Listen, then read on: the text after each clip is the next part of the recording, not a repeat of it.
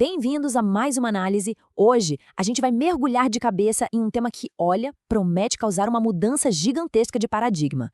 Nós vamos investigar o propósito eterno por trás de um conceito super conhecido, mas que, na real, acaba sendo compreendido de um jeito meio limitado na maioria das vezes.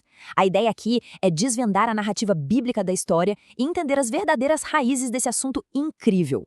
Então, para começar, o que exatamente vem à mente quando a palavra missões é mencionada? É até bom deixar essa pergunta pairar no ar por um segundinho, só para a mente processar aquela resposta padrão, sabe? Beleza, vamos direto ao ponto. É super comum e super natural que a mente vá direto lá para a grande comissão, em Mateus 28. Geralmente, a gente enxerga esse tema através de lentes bem focadas em palavras como enviar, fazer discípulos, proclamar e testemunhar. E, gente, não tem absolutamente nada de errado com essa visão, viu? Mas, para a gente realmente captar a magnitude de tudo isso, precisamos dar uns passinhos para trás e olhar para a grande pintura, para a linha do tempo completa da história. E para entender isso de verdade, a gente precisa aplicar o que chamamos de teologia bíblica narrativa. Essa abordagem não olha só para versículos isolados, não. Ela acompanha o desenvolvimento de um tema de ponta a ponta. Autores como Gregory Beale, que estudam a fundo a literatura do Antigo Oriente Próximo, trazem uma perspectiva simplesmente fascinante. A missão não começou como um plano B ou um plano de emergência depois da queda da humanidade. Na verdade, a missão começou lá no primeiríssimo sopro da criação. Para captar isso por completo, a gente tem que ir lá para o ponto de partida absoluto. Nosso primeiro grande ponto é exatamente esse, o mandato da criação, o propósito original da humanidade estabelecido pelo próprio Criador, logo em Gênesis 1. O texto relata que a humanidade foi criada à imagem de Deus e recebeu a ordem para sujeitar e dominar a terra. Só que tem um detalhe incrível aqui. No contexto do Antigo Oriente Próximo, essa expressão imagem de Deus trazia uma ideia muito específica de representatividade. Era como se o Deus Rei soberano estabelecesse os seres humanos como seus vice-regentes. E essas palavras, sujeitar e dominar, elas eram usadas estritamente num contexto de realeza, descrevendo imperadores expandindo o governo deles. Ou seja, a missão original da humanidade era atuar como imagens vivas, como representantes mesmo, encarregados de expandir o reino e o domínio do Criador por toda a terra. Mas olha só, esse é só o primeiro lado da moeda. O que nos leva ao nosso segundo ponto, a expansão da adoração. O segundo aspecto vital desse propósito original aparece logo em seguida, no mandato sacerdotal de Gênesis 2. O texto diz que o homem foi colocado no Éden para cultivar e guardar. E agora vem o detalhe que muda completamente o jogo. Isso não significava só arrancar ervas daninhas ou podar as árvores do jardim, não. As raízes hebraicas dessas palavras se traduzem ao longo de toda a escritura antiga em verbos litúrgicos: cultuar, adorar, ministrar, servir e proteger o santuário. São termos profundamente ligados à adoração. E para colocar isso em perspectiva, prestem atenção nesse número: 10. 10 é exatamente a quantidade de vezes em que essas palavras, cultivar e guardar, aparecem juntinhas no resto do Antigo Testamento. E adivinha? Em todas essas outras 10 ocorrências, sem exceção nenhuma, elas se referem ao serviço que os levitas e os sacerdotes realizavam lá no templo. Elas sempre indicam o ato de ministrar e guardar o santuário sagrado. Então, quando a gente coloca essas duas passagens lado a lado, a imagem que se forma é de cair o queixo. De um lado, o propósito real de expandir o domínio de Deus. Do outro, o propósito sacerdotal de expandir a adoração a Ele. Basicamente, isso faz de Adão o primeiro rei sacerdote operando no Éden. E o Éden funcionava não só como mero jardim, mas como o verdadeiro templo-palácio do Deus Rei aqui no mundo. E essa citação resume brilhantemente tudo isso que a gente acabou de descobrir. A ordem para encher a terra e cultivá-la nunca foi só sobre cultura, agricultura ou civilização. Foi uma ordem missional desde o comecinho. A humanidade foi concebida, desde o primeiro dia, para ser a força missionária encarregada de irradiar a glória e o reino do Criador, lá do Éden, até os confins da terra.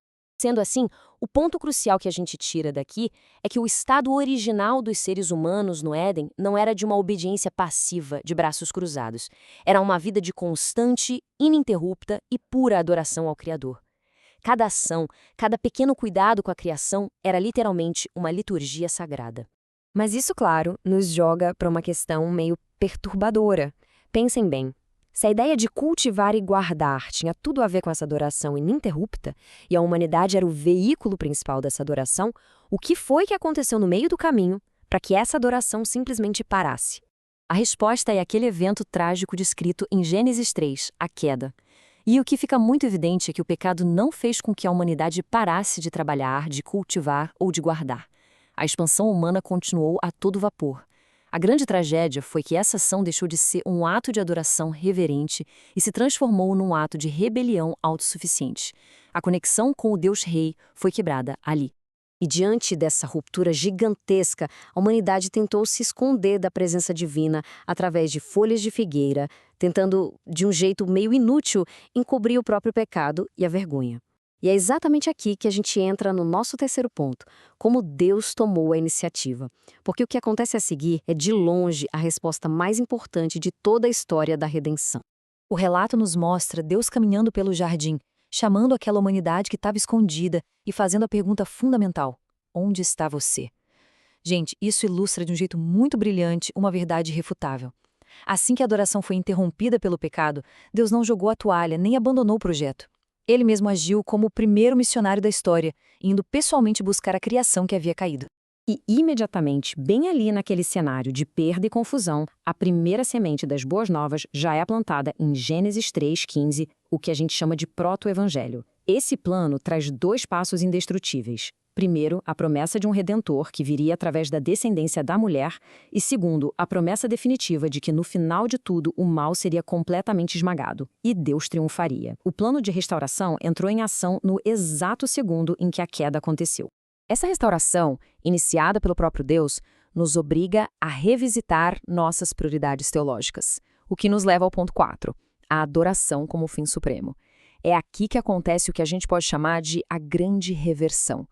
A forma como as comunidades de fé entendem o seu propósito último vai passar por uma mudança total de perspectiva agora. Tem uma afirmação do autor John Piper que ilustra essa reviravolta perfeitamente. Ele começa dizendo: as missões não representam o alvo fundamental da igreja. E uau, isso pode soar super chocante à primeira vista, não é? Como assim missões não são o alvo principal, depois de tudo que a gente conversou sobre a grande narrativa bíblica? Mas a citação completa resolve esse mistério de um jeito muito profundo. Ele conclui: a adoração, sim. O alvo fundamental não são as missões em si. Pensem bem, as missões só existem hoje porque ainda existem lugares e corações onde a adoração não existe.